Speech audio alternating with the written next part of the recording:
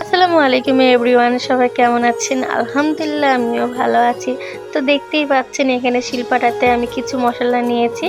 তো মশলাগুলো কেন নিয়েছি এটাই আজকে আপনাদের সাথে শেয়ার করব। তো ভিডিওটা না টেনে পুরোটা দেখুন, আমার সাথে থাকবেন। যেহেতু আজকে শুক্রবারের দিন, গরিবের হজের দিন, তো আজকে স্বামী সন্তানকে কিছু সারপ্রাইজ দেওয়ার জন্য এই আয়োজনটা। তো এখানে পেঁয়াজ আগে থেকে ধুয়ে কেটে রেখেছি কুচি করে।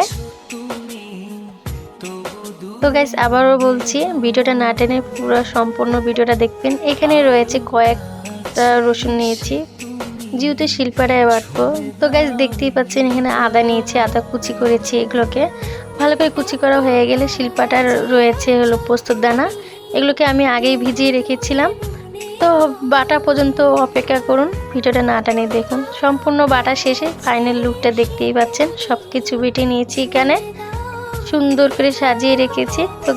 তো গাইস আপনারা গেস করুন কি রান্না করব। তো রান্না করতে গেলে যা উপকরণ লাগে সব কিছু নিয়েছি এখানে আমি। তো আমি এখানে একটা সসপ্যান নিয়েছি, সসপ্যানে রয়েছে সয়াবিন তেল। তারপর এখানে আমি দিয়ে দেব গরুর মাংস। আর গাইস আপনারা বলবেন তেলটা আগে কেন দিয়েছেন। তো গাইস আমি এখানে হালকা ব্রাউন করে আলু ভেজে নিয়েছি দেওয়ার জন্য। তো গাইস আপনারা কি গেস করতে পেরেছেন আমি কি রান্না করতে যাচ্ছি আজকে?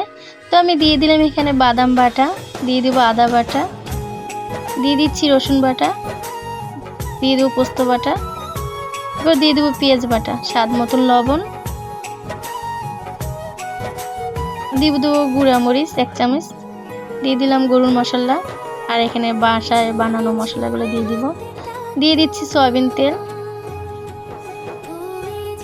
পরিমাণ মতন দিতে হবে। এরপর আমি হাতের সাহায্যে এটাকে ভালো করে মাখিয়ে নেব। মাখা হয়ে গেলে আমি এটা 5 মিনিটের জন্য দমে রেখে দেব। দিয়ে দিচ্ছি সয়া সস, দিয়ে দিব ডালচিনি, দিয়ে দিচ্ছি সুন্দর করে আলু সুন্দর করে সাজিয়ে দিয়ে দিব এটাকে। তো গাইস হাতের সাহায্যে আমি মেখে নিলাম এটাকে ভালো করে।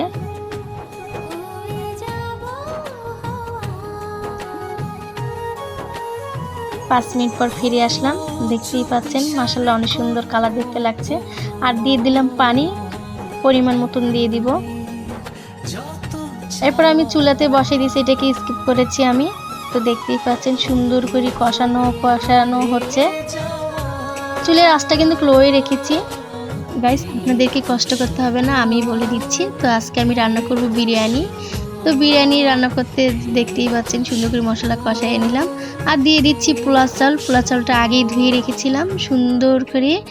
এখন এটাকে ভালো করে চামচের সাহায্যে এটাকে ভালো করে মেখে চেখে নিব। এটাকে মাখানো হয়ে গেলে আমি সুন্দর করে আরও কিছুক্ষণ মাখবো। তো আপুরে আপনারা কিন্তু বাসায় ট্রাই করবেন, হ্যাঁ, ভাইয়াদেরকে মাঝে মধ্যে সারপ্রাইজ দিবেন, বাচ্চাদেরকে দিবেন। বাচ্চারা এমনিতেও বিরিয়ানি খেতে অনেক পছন্দ করে, একটা পছন্দের খাবার, আমারও পছন্দের খাবার। তো যাই হোক গাইস আমি এখানে দিয়ে দিলাম অনেক কয়টা কাঁচামরিচ। তো আমি এখানে দিয়ে দিব গরুর দুধ, আমি এখানে 250 গ্রাম নিয়েছি। যেহেতু আমি এখানে টক দই ব্যবহার করিনি, সেই জন্য আমি এখানে দুধ, লেবু আর টমেটো সস আগে থেকে দিয়েছিলাম, দুধটা এখন দিয়ে দিলাম। তো আমি যে পাত্রে পোলাও চাল মেপে নিয়েছি সেটাতে বা সেই বাটি অনুযায়ী আমি পানি দিয়ে দিব, 1 গুণ বাড়াই দিতে হবে। তো পানি দেওয়া হয়ে গেলে আমি এটাকে আর একটু ভালো করে অ্যাড করে নেব, সব কিছু মিলিয়ে নিয়ে নেব যাতে যেন একটাও কিছু সাদা অংশ না থাকে চালের। তো ভালো করে লাড়া হয়ে গেলে আমি এটাকে হাইট বাড়াই দিব। দেওয়া হয়ে গেলে আমি এটাকে ঢাকিয়ে রাখতেছি বলক ওঠা পর্যন্ত। তো দেখতেই পাচ্ছেন অনেক সুন্দর একটা কালার আসছে আর বলক উঠে গেছে। তো মাশাআল্লাহ অনেক সুন্দর গ্যারান হয়েছিল। দেখতেই পাচ্ছেন পোলাও ইয়াটা অনেক সুন্দর ঝরঝরা দেখতে লাগছে।